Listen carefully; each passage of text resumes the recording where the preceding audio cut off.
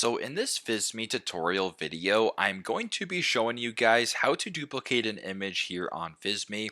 So first off, once you get into Visme, you have to add an image to your design. So to do that, I go to the left-hand side of your screen, press on the photos icon right here to bring up this drop-down menu. Now, once you're here, you can either add a photo from these stock images right here, or you can go to the top and upload an image of your own, or you can go to search by a word by phrase. And how about we wanted to search up a photo of a zebra? For inspiration purposes. So how about we go right here and select this image right here of the zebra's face. Now, for example, let's just say that this image has a filter on it. So we'll go to filters right here, and you want to, add this Reyes filter right here. Pretty straightforward. Now, if you wanted to copy this exact photo, the easiest way to do it is actually just to do it on your keyboard. So I'm on a Mac, so I'm going to go ahead and press on this image, press Command, and then press Command C, and then press on Command V.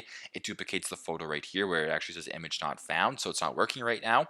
But another way you can do it as well is you can just go to the top here, press on the image, go to the top, and then this option right here where it says duplicate in between the copy style and the delete icon, press on duplicate, and it should do the exact same thing. So it's not actually working for me for whatever reason, but it's a pretty straightforward process on how you guys can duplicate an image here on Visme. Thanks again for watching, and I hope this video helps.